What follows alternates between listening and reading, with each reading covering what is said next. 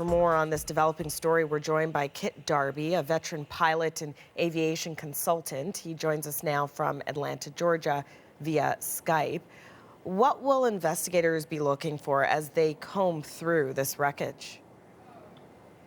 Well, they're looking for, initially, the wreckage is going to be secondary. We're really going to look for the airframe itself and try to find the two black boxes, flight data recorder, voice recorder.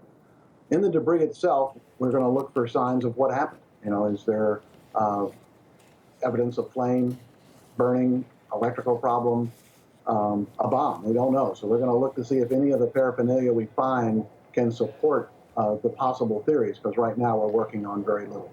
Right, and we continue to get just few details as this investigation continues, but from what you know, does anything stand out for you about a possible cause?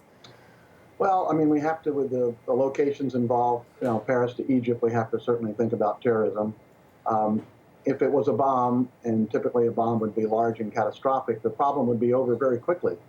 In this case, we have a timeline. We have 2-3 minutes. So that's sort of in between a catastrophic bomb type event and perhaps a technical problem, something that would develop over time.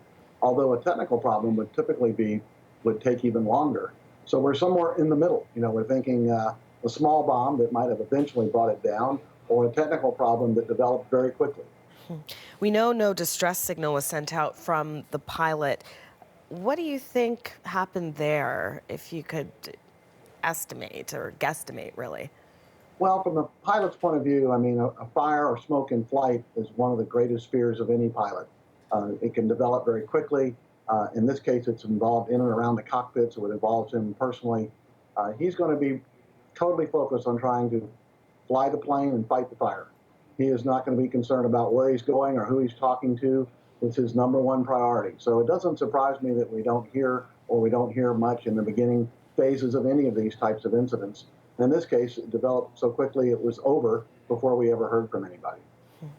How long could this investigation take, and to really find the answers to what happened? Well, we need to recover those black boxes. I mean, knowing what's on there, the data recorder will tell us what happened to the aircraft.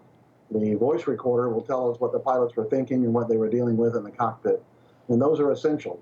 The good news is we have a relatively narrow search area. We've already found debris, so we're going to find this plane. The bad news is that it's in potentially very deep water, a mile or two deep, so the recovery will not be easy, but at least we will have something to recover as opposed to some of the earlier crashes where we have yet to find the airframe. All right. What are some of the challenges you think in this area, in this region?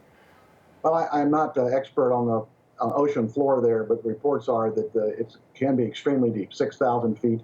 So recovery equipment is only a few countries that have the technology to go down, find and recover they are cooperating with Egypt. So there will be a cooperative effort with outside resources used to locate and retrieve these black boxes. So still a very long process. This is only the preliminary stages, it sounds like. It is. We're in the very, very beginnings, and we're putting out possible scenarios, but we can't base them on much. There are very few facts available. All right. Okay. Thanks so much, Kit. Yes, ma'am. Goodbye.